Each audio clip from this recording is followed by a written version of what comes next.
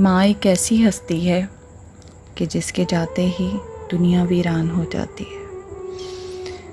यकदम ऐसे लगता है कि जैसे आप घनी छाँवों से तपती दोपहर में आ गए हों। हिजर की रात से पहले क़यामत दिल पे गुजरी है।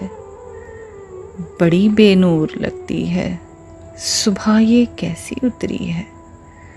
चमकना चांद ने छोड़ा न सूरज की ज़ियामत धम।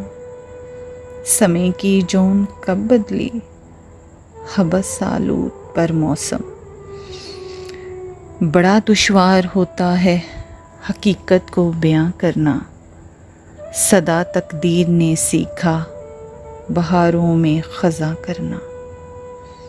शिकस्ता दिल किया जिसने कहाँ ये सानेहा कम है। ज़ब्त का टूटता बंधन छलकती आँख पुरनम है। कोई आवाज़ ना जुम्बश बहुत आराम हो जैसे हमारे ज़हन में, लेकिन मचा कोहराम हो जैसे। उतारा कब्र में जिसको मेरी ग़मख़ार हस्ती है।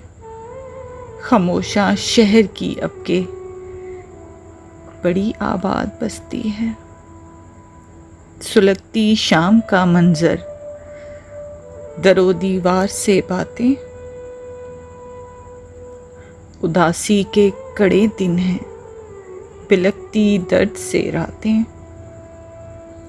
दिलों में जो घिरे आंसू वो लोगों को कहाँ दिखते। बयां की होती जो ताकत तुम्हारा मरसिया लिखते।